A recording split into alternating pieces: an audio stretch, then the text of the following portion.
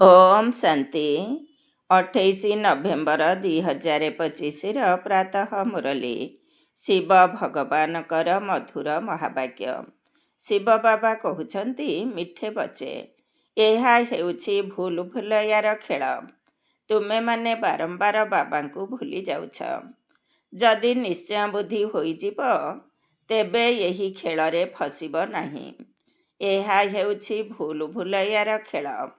ତୁମେମାନେ ବାରମ୍ବାର ବାବାଙ୍କୁ ଭୁଲି ଯାଉଛ।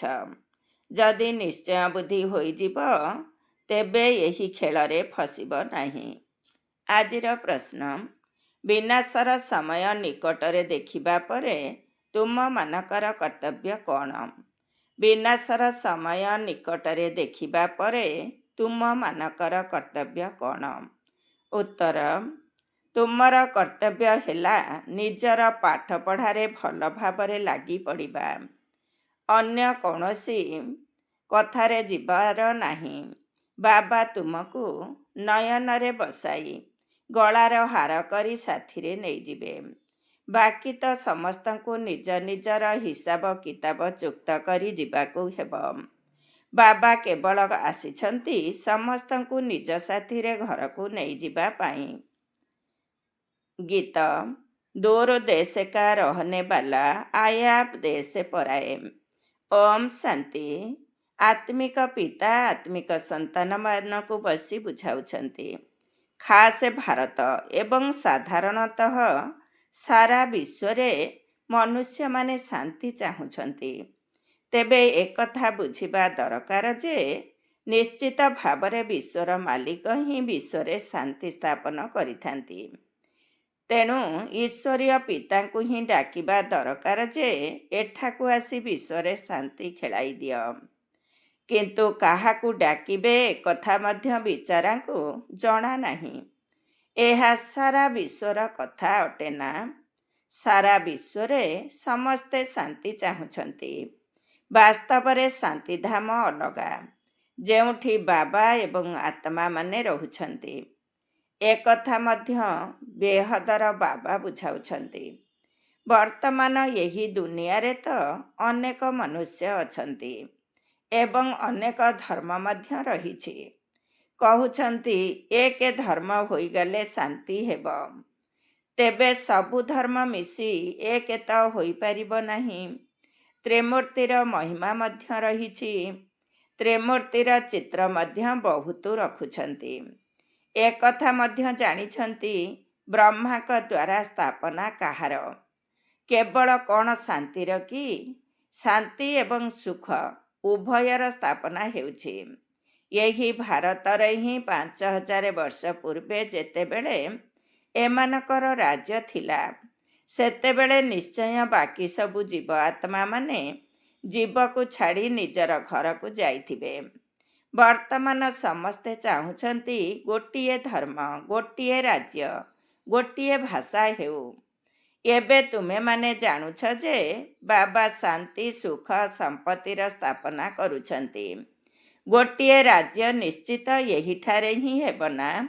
ଗୋଟିଏ ରାଜ୍ୟର ସ୍ଥାପନା ହେଉଛି, ଏହା କୌଣସି ନୂଆ କଥା ନୁହେଁ। ଅନେକ ଥର ଗୋଟିଏ ରାଜ୍ୟର ସ୍ଥାପନା ହୋଇଛି। ପରେ ପୁଣି ଅନେକ ଧର୍ମ ସବୁ ଆସିବା ଦ୍ୱାରା ସୃଷ୍ଟି ରୂପୀ ବୃକ୍ଷ ବୃଦ୍ଧି ହୋଇଯାଇଛି। ପୁଣି ବାବାଙ୍କୁ ଆସିବାକୁ ପଡ଼ୁଛି। ତେବେ ଆତ୍ମା ହିଁ ଶୁଣୁଛି, ପଢ଼ୁଛି, ଆତ୍ମାରେ ହିଁ ସବୁ ସଂସ୍କାର ରହିଛି। ମୁଁ ଆତ୍ମା ଭିନ୍ନ ଭିନ୍ନ ଶରୀର ଧାରଣ କରୁଛି। ପିଲାମାନଙ୍କର ଏହି ନିଶ୍ଚୟ ହେବାରେ ହିଁ ବହୁତ ପରିଶ୍ରମ ଲାଗୁଛି। କହୁଛନ୍ତି, ବାବା ଆମେ ଘଡ଼ି ଘଡ଼ି ଆପଣଙ୍କୁ ଭୁଲି ଯାଉଛୁ। ବାବା ବୁଝାଉଛନ୍ତି, ଏହା ଭୁଲ ଭୁଲୟାର ଖେଳ। ଏଥିରେ ତୁମେ ଯେପରି ଫସି ଯାଇଛ। ଜଣା ନାହିଁ ଆମେ ନିଜର ଘର ଅଥବା ରାଜଧାନୀକୁ କିପରି ଯିବୁ। ଏବେ ବାବା ବୁଝାଉଛନ୍ତି, ଆଗରୁ କିଛି ଜାଣିନଥିଲ। ଆତ୍ମା କେତେ ପଥର ବୁଦ୍ଧି ହୋଇଯାଇଛି। ପଥର ବୁଦ୍ଧି ଏବଂ ପାରସ ବୁଦ୍ଧିର ଗାୟନ ଭାରତରେ ହିଁ ରହିଛି। ପଥର ବୁଦ୍ଧି ରାଜା ଏବଂ ପାରସ ବୁଦ୍ଧି ରାଜାମାନେ ଏହିଠାରେ ହିଁ ଅଛନ୍ତି। ପାରସନାଥଙ୍କ ମନ୍ଦିର ମଧ୍ୟ ରହିଛି। ଏବେ ତୁମେମାନେ ଜାଣୁଛ ଆମେ ଆତ୍ମାମାନେ ଅଭିନୟ କରିବା ପାଇଁ କେଉଁଠୁ ଆସିଛୁ। ଆଗରୁ କିଛି ହେଲେ ଜାଣିନଥିଲ। ଏହାକୁ କଣ୍ଟାର ଜଙ୍ଗଲ କୁହାଯାଉଛି। ବର୍ତ୍ତମାନ ସାରା ଦୁନିଆ ହିଁ କଣ୍ଟାର ଜଙ୍ଗଲ। ଫୁଲର ବଗିଚାରେ ନିଆଁ ଲାଗିଥିବାର କଥା କେବେ ଶୁଣିନଥିବ। ସର୍ବଦା ଜଙ୍ଗଲରେ ହିଁ ନିଆଁ ଲାଗିଥାଏ। ଏହା ମଧ୍ୟ ଜଙ୍ଗଲ ଅଟେ। ଏଥିରେ ନିଶ୍ଚୟ ନିଆଁ ଲାଗିବ। ଭମ୍ବର ବା ସିନ୍ଧିର ଏକ ପ୍ରାଚୀନ ସହର ସାରା ବିଶ୍ୱକୁ ନିଆଁ ଲାଗିବ। ଏହି ସାରା ଦୁନିଆକୁ ଭମ୍ବର କୁହାଯାଉଛି। ଏବେ ତୁମେ ବାବାଙ୍କୁ ଜାଣିଯାଇଛ। ତାଙ୍କ ସମ୍ମୁଖରେ ବସିଛ। ତୁମେମାନେ ଯେଉଁ ଗାୟନ କରୁଥିଲ, ତୁମ ସହିତ ବସିବୁ, ତୁମ ସହିତ ଖାଇବୁ, ବାସ୍ତବରେ ସେସବୁ ଏବେ ହେଉଛି। ଭଗବାନ ଉବାଚ ଅର୍ଥାତ୍ ଭଗବାନ ସ୍ୱୟଂ କହୁଛନ୍ତି, ତେଣୁ ନିଶ୍ଚୟ ପଢ଼ିବ ନା। ଭଗବାନ ଉବାଚ ମଧ୍ୟ ସନ୍ତାନମାନଙ୍କ ପାଇଁ ହିଁ ହେବ ନା। ତୁମେମାନେ ଜାଣିଛ ନିଜେ ଭଗବାନ ପାଠ ପଢ଼ାଉଛନ୍ତି। ଭଗବାନ କିଏ? ତେବେ ନିରାକାର ଶିବକୁ ହିଁ ଭଗବାନ କୁହାଯିବ। ଭଗବାନ ଶିବଙ୍କର ପୂଜା ମଧ୍ୟ ଏହିଠାରେ ହିଁ ହେଉଛି। ସତ୍ୟ ଯୁଗରେ ପୂଜା ଆଦି ହୁଏ ନାହିଁ। ସେଠାରେ କେହି ଭଗବାନଙ୍କୁ ସ୍ମରଣ ମଧ୍ୟ କରନ୍ତି ନାହିଁ। ଭକ୍ତମାନଙ୍କୁ ସତ୍ୟଯୁଗୀ ରାଜଧାନୀର ଫଳ ମିଳୁଛି। ତୁମେମାନେ ଜାଣୁଛ ଆମେ ସବୁଠାରୁ ଅଧିକ ଭକ୍ତି କରିଛୁ। ସେଥିପାଇଁ ଆମେମାନେ ହିଁ ପ୍ରଥମେ ବାବାଙ୍କ ପାଖକୁ ଆସିଛୁ। ପୁଣି ଆମେମାନେ ହିଁ ପ୍ରଥମେ ରାଜଧାନୀକୁ ଆସିବୁ। ତେଣୁ ପିଲାମାନଙ୍କୁ ନୂଆ ଦୁନିଆରେ ଉଚ୍ଚପଦ ପାଇବା ପାଇଁ ପୁରା ପୁରୁଷାର୍ଥ କରିବା ଦରକାର। ପିଲାମାନଙ୍କର ଇଚ୍ଛା ହେଉଛି ଯେ ଏବେ ଆମେ ତୁରନ୍ତ ନୂଆ ଘରକୁ ଯିବୁ। ଆରମ୍ଭରେ ନୂଆ ଘର ଥିବ, ପରେ ପୁଣି ପୁରୁଣା ହୋଇଯିବ। ଘରେ ପିଲାମାନଙ୍କର ବୃଦ୍ଧି ହେବାକୁ ଲାଗିବ। ପୁତ୍ର ପୌତ୍ର ପ୍ରପୌତ୍ରମାନେ ପୁରୁଣା ଘରକୁ ଆସିବେ ନା। କହିବେ ଏହା ଆମର ଜେଜେ ଅଣଜେଜେଙ୍କର ଘର। ପଛରେ ମଧ୍ୟ ବହୁତ ଆସିବେ ନା। ଯେତେ ଜୋରରେ ପୁରୁଷାର୍ଥ କରିବ, ସେହି ଅନୁସାରେ ପ୍ରଥମେ ନୂଆ ଘରକୁ ଆସିବ। ପୁରୁଷାର୍ଥର ବହୁତ ସହଜ ଯୁକ୍ତି ବାବା ବୁଝାଉଛନ୍ତି। ଭକ୍ତିରେ ମଧ୍ୟ ପୁରୁଷାର୍ଥ କରିଥାନ୍ତି ନା। ଯେଉଁମାନେ ବହୁତ ଭକ୍ତି କରନ୍ତି ସେମାନଙ୍କ ନାମ ପ୍ରସିଦ୍ଧ ହୋଇଥାଏ। କେତେକ ଭକ୍ତଙ୍କର ଷ୍ଟାମ୍ପ ମଧ୍ୟ ବାହାର କରିଥାନ୍ତି। ଜ୍ଞାନର ମାଳା ବିଷୟରେ ତ କାହାକୁ ହେଲେ ଜଣା ନାହିଁ। ପ୍ରଥମେ ଜ୍ଞାନ, ପରେ ଭକ୍ତି, ଏକଥା ତୁମ ବୁଦ୍ଧିରେ ଅଛି। ଅଧା ସମୟ ହେଉଛି ଜ୍ଞାନ, ସତ୍ୟଯୁଗ, ତ୍ରେତାଯୁଗ। ଏବେ ତୁମେମାନେ ଜ୍ଞାନରେ ପରିପୂର୍ଣ୍ଣ ହେବାରେ ଲାଗିଛ। ଶିକ୍ଷକଙ୍କ ପାଖରେ ସର୍ବଦା ପୂର୍ଣ୍ଣ ଜ୍ଞାନ ରହିଥାଏ। ଛାତ୍ରମାନେ କ୍ରମ ଅନୁସାରେ ନମ୍ବର ରଖିଥାନ୍ତି। ଇଏ ହେଲେ ବେହଦର ଶିକ୍ଷକ, ତୁମେ ହେଲ ବେହଦର ଛାତ୍ର। ଛାତ୍ରମାନେ ତ କ୍ରମାନ୍ୱୟରେ ପାସ୍ ହେବେ, ଯେପରି କଳ୍ପ ପୂର୍ବରୁ ହୋଇଥିଲେ। ବାବା ବୁଝାଉଛନ୍ତି, ତୁମେ ହିଁ 84 ଜନ୍ମ ନେଇଛ। 84 ଜନ୍ମରେ 84 ଜଣ ଶିକ୍ଷକ ହୋଇଥାନ୍ତି। ପୁନର୍ଜନ୍ମ ତ ନିଶ୍ଚୟ ନେବାକୁ ହିଁ ହେବ। ପ୍ରଥମେ ଦୁନିଆ ସତପ୍ରଧାନ ଥାଏ, ପରେ ପୁଣି ପୁରୁଣା ତମ ପ୍ରଧାନ ଦୁନିଆ ହୋଇଯାଏ। ଯେଉଁଠାରେ ମନୁଷ୍ୟମାନେ ମଧ୍ୟ ତମ ପ୍ରଧାନ ହୋଇଥିବେ, ବୃକ୍ଷ ମଧ୍ୟ ପ୍ରଥମେ ନୂଆ ସତପ୍ରଧାନ ହୋଇଥାଏ। ନୂଆ ପତ୍ର ବହୁତ ସୁନ୍ଦର ହୋଇଥାଏ। ତେବେ ଏହା ତ ବେହଦର ବୃକ୍ଷ ଅଟେ। ଏଥିରେ ଢେର ଧର୍ମ ରହିଛି। ତୁମ ବୁଦ୍ଧି ଏବେ ବେହଦ ଆଡ଼କୁ ଯିବ। କେତେ ବଡ଼ ବୃକ୍ଷ! ପ୍ରଥମେ ଆଦି ସନାତନ ଦେବୀ ଦେବତା ଧର୍ମ ହିଁ ହେବ। ପୁଣି ଭିନ୍ନ ଭିନ୍ନ ଧର୍ମ ସବୁ ଆସିବ। ତୁମେ ହିଁ 84 ଭିନ୍ନ ଭିନ୍ନ ଜନ୍ମ ନେଇଛ। ତାହା ମଧ୍ୟ ଅବିନାଶୀ ଅଟେ। ତୁମେ ଜାଣିଛ କଳ୍ପ କଳ୍ପ ଆମେ 84 ଜନ୍ମର ଚକ୍ରରେ ଘୁରୁଛୁ। 84 ଜନ୍ମର ଚକ୍ରରେ ଆମେ ହିଁ ଆସୁଛୁ। 84 ଲକ୍ଷ ଜନ୍ମ କୌଣସି ମନୁଷ୍ୟର ଆତ୍ମା ନେଉନାହିଁ। ଏପରି ତ ଭିନ୍ନ ଭିନ୍ନ ଜୀବଜନ୍ତୁ ଆଦି ଢେର ରହିଛନ୍ତି। ସେଗୁଡ଼ିକୁ କେହି ଗଣନା ମଧ୍ୟ କରିପାରିବେ ନାହିଁ। ମନୁଷ୍ୟର ଆତ୍ମା 84 ଜନ୍ମ ନେଉଛି। ତେଣୁ ଏହି ଅଭିନୟ କରି କରି ଏକଦମ ଯେପରି ହାଲିଆ ହୋଇଯାଇଛନ୍ତି, ଦୁଃଖୀ ହୋଇଯାଇଛନ୍ତି।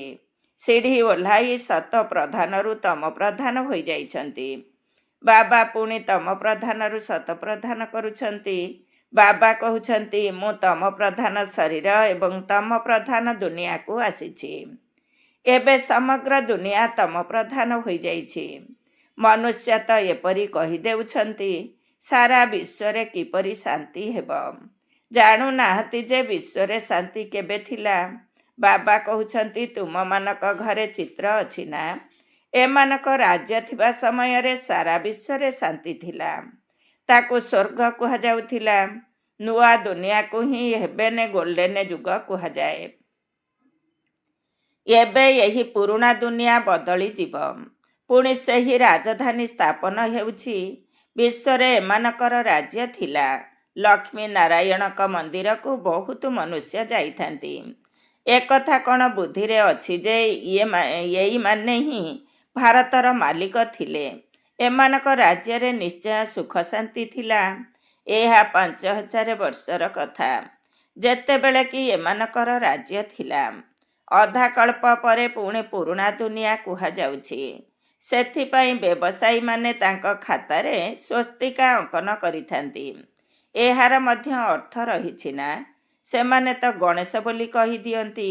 ଗଣେଶଙ୍କୁ ପୁଣି ବିଘ୍ନ ବିନାଶକ ଦେବତା ଭାବିଥାନ୍ତି। ସ୍ୱସ୍ତିକାରେ ପୁରା 4 ଭାଗ ରହିଥାଏ। ଏସବୁ ଭକ୍ତି ମାର୍ଗ। ଏବେ ଦୀପାବଳି ପାଳନ କରୁଛନ୍ତି। ବାସ୍ତବରେ ଯୋଗର ଯାତ୍ରା ହିଁ ସତ୍ୟ ଦୀପାବଳି ଅଟେ, ଯାହାଦ୍ୱାରା ଆତ୍ମାର ଜ୍ୟୋତି 21 ଜନ୍ମ ପାଇଁ ଜାଗ୍ରତ ହୋଇଯାଉଛି। ବହୁତ ରୋଜଗାର ହେଉଛି। ତେଣୁ ତୁମେମାନେ ବହୁତ ଖୁସି ହେବା ଉଚିତ। ଏବେ ନୂଆ ଦୁନିଆ ପାଇଁ ତୁମର ନୂଆ ଖାତା ଆରମ୍ଭ ହେଉଛି। ତୁମମାନଙ୍କୁ 21 ଜନ୍ମର ଖାତା ଏବେ ଜମା କରିବାକୁ ହେବ। ଏବେ ବାବା ସନ୍ତାନମାନଙ୍କୁ ବୁଝାଉଛନ୍ତି, ନିଜକୁ ଆତ୍ମା ଭାବି ଶୁଣୁଛ? ଆତ୍ମା ଭାବି ଶୁଣିଲେ ଖୁସି ମଧ୍ୟ ରହିବ। ବାବା ଆମମାନଙ୍କୁ ପାଠ ପଢ଼ାଉଛନ୍ତି। ଭଗବାନ ଉବାଚ ମଧ୍ୟ ରହିଛି ନା? ଭଗବାନ ଜଣେ ଅଟନ୍ତି। ତେବେ ନିଶ୍ଚିତ ଭାବରେ ସେ ଆସି ଶରୀର ନେଉଥିବେ। ସେଥିପାଇଁ ଭଗବାନ ଉବାଚ କୁହାଯାଉଛି। ଏହା ମଧ୍ୟ କାହାକୁ ହେଲେ ଜଣା ନାହିଁ। ତେଣୁ ନେତି ନେତି କହିଦେଉଛନ୍ତି। କହୁଛନ୍ତି ମଧ୍ୟ ସେ ପରମ ପିତା ପରମାତ୍ମା। ପୁଣି କହିଦେଉଛନ୍ତି ଆମେ ଜାଣିନାହୁଁ। କହୁଛନ୍ତି ମଧ୍ୟ ଶିବ ବାବା। ବ୍ରହ୍ମାକୁ ମଧ୍ୟ ବାବା କହୁଛନ୍ତି। ବିଷ୍ଣୁଙ୍କୁ କେବେ ବାବା କହିବେ ନାହିଁ। ପ୍ରଜାପିତା କୁହାଯାଉଛି, ତେଣୁ ବାବା ହେଲେ ନା? ତୁମେ ହେଉଛ ବିକେ। ପ୍ରଜାପିତା ନାଁ ନଥିବାରୁ କିଛି ବୁଝୁନାହାନ୍ତି। ଏତେ ଢେର ବିକେ ଅଛନ୍ତି, ତେବେ ନିଶ୍ଚିତ ପ୍ରଜାପିତା ମଧ୍ୟ ଥିବେ। ସେଥିପାଇଁ ପ୍ରଜାପିତା ଶବ୍ଦ ନିଶ୍ଚୟ ଲେଖ। ତେବେ ବୁଝିଯିବେ ଯେ ପ୍ରଜାପିତା ତ ଆମର ହିଁ ବାବା ଅଟନ୍ତି। ନୂଆ ସୃଷ୍ଟି ନିଶ୍ଚିତ ପ୍ରଜାପିତାଙ୍କ ଦ୍ୱାରା ହିଁ ରଚନା କରାଯାଉଛି। ଆମେ ସମସ୍ତେ ଆତ୍ମା। ପରସ୍ପର ଭାଇ ଭାଇ ପୁଣି ଶରୀର ଧାରଣ କରି ଭାଇ ଭଉଣୀ ହୋଇଯାଉଛୁ। ବାବାଙ୍କର ସନ୍ତାନ ତ ଅବିନାଶୀ ଅଟନ୍ତି। ପୁଣି ସାକାରରେ ଭାଇ ଭଉଣୀ ଦରକାର। ତେଣୁ ନାମ ରହିଛି ପ୍ରଜାପିତା ବ୍ରହ୍ମା। କିନ୍ତୁ ଆମେ ବ୍ରହ୍ମାକୁ ସ୍ମରଣ କରୁନାହୁଁ। ସ୍ମରଣ ତ ଲୌକିକ ମାନଙ୍କୁ ଏବଂ ପାରଲୌକିକଙ୍କୁ କରିଥାନ୍ତି। ପ୍ରଜାପିତା ବ୍ରହ୍ମାକୁ କେହି ସ୍ମରଣ କରନ୍ତି ନାହିଁ। ଦୁଃଖରେ ବାବାଙ୍କୁ ସ୍ମରଣ କରନ୍ତି, ବ୍ରହ୍ମାକୁ ନୁହେଁ। କୁହନ୍ତି ହେ ଭଗବାନ, ହେ ବ୍ରହ୍ମା ବୋଲି କେବେ ହେଲେ କହନ୍ତି ନାହିଁ। ସୁଖରେ କାହାକୁ ବି ସ୍ମରଣ କରନ୍ତି ନାହିଁ। ସ୍ୱର୍ଗରେ ତ ସୁଖ ହିଁ ସୁଖ ରହିଛି। ଏକଥା ମଧ୍ୟ କାହାକୁ ହେଲେ ଜଣା ନାହିଁ। ତୁମେମାନେ ଜାଣୁଛ, ବର୍ତ୍ତମାନ 3 ଜଣ ପିତା ଅଛନ୍ତି। ଭକ୍ତି ମାର୍ଗରେ ଲୌକିକ ଏବଂ ପାରଲୌକିକ ବାବାଙ୍କୁ ମନେ ପକାଇଥାନ୍ତି। ସତ୍ୟ ଯୁଗରେ କେବଳ ଲୌକିକ ପିତାଙ୍କୁ ମନେ ପକାଇଥାନ୍ତି। କିନ୍ତୁ ସଙ୍ଗମ ଯୁଗରେ 3 ଜଣଙ୍କୁ ମନେ ପକାଇଥାନ୍ତି। ଲୌକିକ ପିତା ମଧ୍ୟ ଥାଆନ୍ତି, କିନ୍ତୁ ଜାଣିଥାନ୍ତି ସେ ହେଉଛନ୍ତି ହଦର ପିତା। ତାଙ୍କଠାରୁ ହଦର ବର୍ଷା ମିଳୁଛି। ଏବେ ଆମକୁ ବେହଦର ବା ଅସୀମ ବାବା ମିଳିଛନ୍ତି, ଯାହାଙ୍କଠାରୁ ବେହଦର ବର୍ଷା ମିଳୁଛି। ଏସବୁ ବୁଦ୍ଧିର କଥା। ଏବେ ବେହଦର ବାବା ବ୍ରହ୍ମାଙ୍କ ଶରୀରରେ ଆସିଛନ୍ତି ଆମମାନଙ୍କୁ ବେହଦର ସୁଖ ଦେବା ପାଇଁ। ତାଙ୍କର ହେଲେ ହିଁ ଆମେ ବେହଦର ବର୍ଷା ପାଇଥାଉ। ଏହା ଯେପରି ଦାଦାଙ୍କଠାରୁ ବର୍ଷା ମିଳୁଛି ବ୍ରହ୍ମା ଦ୍ୱାରା। ସେ କହୁଛନ୍ତି, ମୁଁ ତୁମକୁ ବର୍ଷା ଦେଉଛି। ମୁଁ ପାଠ ପଢ଼ାଉଛି, ମୋ ପାଖରେ ଜ୍ଞାନ ଅଛି। ବାକି ନା ମନୁଷ୍ୟଠାରେ ଜ୍ଞାନ ଅଛି, ନା ଦେବତାମାନଙ୍କ ପାଖରେ ଜ୍ଞାନ ଅଛି। ଏହି ଜ୍ଞାନ କେବଳ ମୋ ପାଖରେ ଅଛି, ଯାହା ମୁଁ ତୁମମାନଙ୍କୁ ଦେଉଛି। ଏହା ହେଉଛି ଆତ୍ମିକ ଜ୍ଞାନ। ତୁମେ ଜାଣିଛ, ଆତ୍ମାର ପିତା ଶିବ ବାବାଙ୍କ ଦ୍ୱାରା ଆମକୁ ଏହି ପଦ ମିଳୁଛି। ଏହିପରି ବିଚାର ସାଗର ମନ୍ଥନ କରିବା ଉଚିତ। ଗାୟନ ମଧ୍ୟ ରହିଛି, ମନ କେ ଜିତି ଜିତି ମନ ସେ ହାରେ ହାର। ବାସ୍ତବରେ କହିବା ଦରକାର, ମାୟା ଉପରେ ବିଜୟ, କାହିଁକି ନା ମନକୁ ଜିତାଯାଏ ନାହିଁ। ମନୁଷ୍ୟ କହୁଛନ୍ତି ମନର ଶାନ୍ତି କିପରି ହେବ। ବାବା କହୁଛନ୍ତି ଆତ୍ମା କିପରି କହିବ ଯେ ମନର ଶାନ୍ତି ଦରକାର। ଆତ୍ମା ତ ହେଉଛି ଶାନ୍ତିଧାମର ବାସିନ୍ଦା। ଆତ୍ମା ଶରୀରକୁ ଆସିବା ପରେ କାର୍ଯ୍ୟ କରିବାରେ ଲାଗିଯାଏ। ବାବା କହୁଛନ୍ତି ତୁମେ ଏବେ ସ୍ୱଧର୍ମରେ ସ୍ଥିତ ହୁଅ, ନିଜକୁ ଆତ୍ମା ବୋଲି ଭାବ। ଆତ୍ମାର ସ୍ୱଧର୍ମ ହେଉଛି ଶାନ୍ତ। ବାକି ଶାନ୍ତି କେଉଁଠି ଖୋଜିବ? ଏହା ଉପରେ ରାଣୀଙ୍କ ହାରର ମଧ୍ୟ ଉଦାହରଣ ରହିଛି। ସନ୍ନ୍ୟାସୀମାନେ ଏହି ଦୃଷ୍ଟାନ୍ତ ଦେଇ ପୁଣି ନିଜେ ଜଙ୍ଗଲକୁ ଯାଇ ଶାନ୍ତି ଖୋଜୁଥାନ୍ତି। ବାବା କହୁଛନ୍ତି ତୁମ ଆତ୍ମାମାନଙ୍କର ସ୍ୱଧର୍ମ ହେଉଛି ଶାନ୍ତି। ଶାନ୍ତିଧାମ ତୁମର ଘର, ଯେଉଁଠାରୁ ତୁମେ ପାଠ କରିବାକୁ ଆସୁଛ। ଆତ୍ମାକୁ ଶରୀର ଦ୍ୱାରା କର୍ମ କରିବାକୁ ପଡ଼ୁଛି। ଶରୀରରୁ ଅଲଗା ହେଲେ ନିସ୍ତବ୍ଧ ହୋଇଯାଏ। ଆତ୍ମା ଯାଇ ଅନ୍ୟ ଏକ ଶରୀର ନେଇଥାଏ, ତେବେ ଚିନ୍ତା କାହିଁକି? କ'ଣ ଆତ୍ମା ଫେରି ଆସିବ କି? କିନ୍ତୁ ମୋହ ବିଚଳିତ କରିଥାଏ। ସେଠାରେ ତୁମକୁ ମୋହ ବିଚଳିତ କରିବ ନାହିଁ, କାରଣ ସେଠାରେ ପାଞ୍ଚ ବିକାର ହିଁ ରହିବ ନାହିଁ। ରାବଣ ରାଜ୍ୟ ହିଁ ନାହିଁ, ତାହା ହେଲା ରାମ ରାଜ୍ୟ। ଯଦି ସବୁବେଳେ ରାବଣ ରାଜ୍ୟ ହେବ, ତେବେ ମନୁଷ୍ୟମାନେ ଥକିଯିବେ, କେବେ ହେଲେ ସୁଖ ଦେଖିପାରିବେ ନାହିଁ। ଏବେ ତୁମେ ଆସ୍ତିକ ହୋଇଛ ଏବଂ ତ୍ରିକାଳଦର୍ଶୀ ମଧ୍ୟ ହୋଇଛ। ମନୁଷ୍ୟମାନେ ବାବାଙ୍କୁ ଜାଣି ହିଁ ନାହାନ୍ତି, ସେଥିପାଇଁ ନାସ୍ତିକ ବୋଲି କୁହାଯାଉଛି। ବର୍ତ୍ତମାନ ତୁମେ ଜାଣୁଛ ଏହି ଶାସ୍ତ୍ର ଆଦି ଯାହା ଅତୀତ ହୋଇଯାଇଛି, ଏସବୁ ହେଲା ଭକ୍ତି ମାର୍ଗ। ବର୍ତ୍ତମାନ ତୁମେ ଜ୍ଞାନ ମାର୍ଗରେ ଅଛ। ବାବା ତୁମମାନଙ୍କୁ କେତେ ସ୍ନେହର ସହିତ ନୟନ ଉପରେ ବସାଇ ନେଇଯାଉଛନ୍ତି। ଗଳାର ହାର କରି ସମସ୍ତଙ୍କୁ ନେଇଯାଉଛନ୍ତି। ସମସ୍ତେ ତାଙ୍କୁ ଡାକୁଛନ୍ତି। ଯେଉଁମାନେ କାମଚିତା ଉପରେ ବସି କଳା ହୋଇଯାଇଛନ୍ତି, ତାଙ୍କୁ ଜ୍ଞାନ ଚିତା ଉପରେ ବସାଇ ହିସାବ କିତାବ ଚୁକ୍ତ କରାଇ ଘରକୁ ନେଇଯାଉଛନ୍ତି। ଏବେ ତୁମର କାମ ହେଉଛି ପାଠ ପଢ଼ିବା, ଅନ୍ୟ କୌଣସି କଥାରେ ଯିବା ଉଚିତ ନୁହେଁ। କିପରି ମରିବୁ, କ'ଣ ହେବ, ଏସବୁ କଥାରେ ଆମେ କାହିଁକି ଯିବୁ? ଏହା ତ ବିନାଶର ସମୟ। ସବୁ ହିସାବ କିତାବ ଚୁକ୍ତ କରି ଘରକୁ ଚାଲିଯିବା। ଏହି ବେହଦ ଡ୍ରାମାର ରହସ୍ୟ କେବଳ ତୁମମାନଙ୍କ ବୁଦ୍ଧିରେ ଅଛି। ଏହି ରହସ୍ୟକୁ ଆଉ କେହି ହେଲେ ଜାଣିନାହାନ୍ତି। ପିଲାମାନେ ଜାଣିଛନ୍ତି। ଆମେ ବାବାଙ୍କ ପାଖକୁ ବେହଦର ବର୍ଷା ନେବା ପାଇଁ କଳ୍ପ କଳ୍ପ ଆସୁଛୁ। ଆମେ ହେଉଛୁ ଜୀବର ଆତ୍ମାମାନେ। ବାବା ମଧ୍ୟ ବ୍ରହ୍ମାଙ୍କ ଶରୀରରେ ଆସି ପ୍ରବେଶ କରିଛନ୍ତି। ବାବା କହୁଛନ୍ତି ମୁଁ ସାଧାରଣ ଶରୀରରେ ଆସୁଛି। ଏହାକୁ ମଧ୍ୟ ବୁଝାଉଛି ଯେ ତୁମେ ନିଜର ଜନ୍ମକୁ ଜାଣିନାହଁ। ଆଉ କେହି ଏପରି କହିପାରିବେ ନାହିଁ ଯେ ପିଲାମାନେ ଦେହୀ ଅଭିମାନୀ ହୁଅ, ବାବାଙ୍କୁ ମନେ ପକାଅ। ଆଚ୍ଛା, ମିଠା ମିଠା ଶିଖିଲଧେ ସନ୍ତାନମାନଙ୍କ ପ୍ରତି ମାତା ପିତା ବାପ ଦାଦାଙ୍କର ମଧୁର ସ୍ନେହ ସମ୍ପନ୍ନ ଶୁଭେଚ୍ଛା ଏବଂ ସୁପ୍ରଭାତ। ଆତ୍ମିକ ପିତାଙ୍କର ଆତ୍ମିକ ସନ୍ତାନମାନଙ୍କୁ ନମସ୍ତେ। ଆମ ଆତ୍ମିକ ସନ୍ତାନମାନଙ୍କର ଆତ୍ମିକ ମାତା ପିତା ବାପ ଦାଦାଙ୍କୁ ନମସ୍ତେ ନମସ୍ତେ, ସୁପ୍ରଭାତ। ଧାରଣା ପାଇଁ ମୁଖ୍ୟ ସାର 1 ନମ୍ବର। ଯୋଗର ଯାତ୍ରାରେ ରହି ସଚା ସଚା ଦୀପାବଳି ପ୍ରତିଦିନ ପାଳନ କରିବାକୁ ହେବ। ନିଜର ନୂଆ ଖାତା 21 ଜନ୍ମ ପାଇଁ ଜମା କରିବାକୁ ହେବ। 2 ନମ୍ବର, ଡ୍ରାମାର ରହସ୍ୟକୁ ବୁଦ୍ଧିରେ ରଖି ପାଠ ପଢ଼ା ବ୍ୟତୀତ ଅନ୍ୟ କୌଣସି କଥାରେ ଯିବାର ନାହିଁ। ନିଜର ସବୁ ହିସାବ କିତାବ ଚୁକ୍ତ କରିବାକୁ ହେବ। ଆଜିର ବରଦାନ, ଆତ୍ମ ଅଭିମାନୀ ସ୍ଥିତି ଦ୍ୱାରା ବ୍ୟର୍ଥ କଥାର ଷ୍ଟକକୁ ସମାପ୍ତ କରୁଥିବା ଖୁସି ରୂପୀ ସମ୍ପତ୍ତିରେ ସମ୍ପନ୍ନ ଭବ। ଆତ୍ମ ଅଭିମାନୀ ସ୍ଥିତି ଦ୍ୱାରା ବ୍ୟର୍ଥ କଥାର ଷ୍ଟକକୁ ସମାପ୍ତ କରୁଥିବା ଖୁସି ରୂପୀ ସମ୍ପତ୍ତିରେ ସମ୍ପନ୍ନ ଭବ। ଡିଟେଲ୍ସ: ନିଜର ଆତ୍ମ ଅଭିମାନୀ ସ୍ଥିତି ଦ୍ୱାରା ବ୍ୟର୍ଥ କଥାର ଷ୍ଟକକୁ ସମାପ୍ତ କର, ନଚେତ୍ ପରସ୍ପରର ଅବଗୁଣକୁ ବର୍ଣ୍ଣନା କରି କରି ରୋଗ ବେମାରୀର ଜୀବାଣୁଗୁଡ଼ିକୁ ବାୟୁମଣ୍ଡଳରେ ଖେଳାଇ ଚାଲିଥିବ, ଯାହାଦ୍ୱାରା ବାତାବରଣ ଦୁର୍ବଳ ହେବ।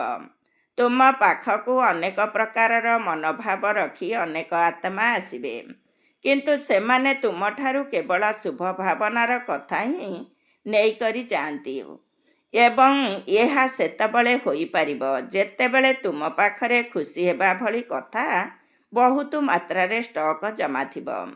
ଯଦି ମନ ଭିତରେ କାହା ପ୍ରତି କୌଣସି ବ୍ୟର୍ଥ କଥା ଥିବ, ତେବେ ଯେଉଁଠି ବ୍ୟର୍ଥ କଥା ଥିବ ସେଠାରେ ବାବା ନଥିବେ, ପାପ ଥିବ। ଆଜିର ସ୍ଲୋଗାନ: ଯଦି ସ୍ମୃତି ରୂପୀ ସୁଇଚ୍ ଅନ୍ ଥିବ, ତେବେ ମୁଡ୍ ଅଫ୍ ହୋଇପାରିବ ନାହିଁ।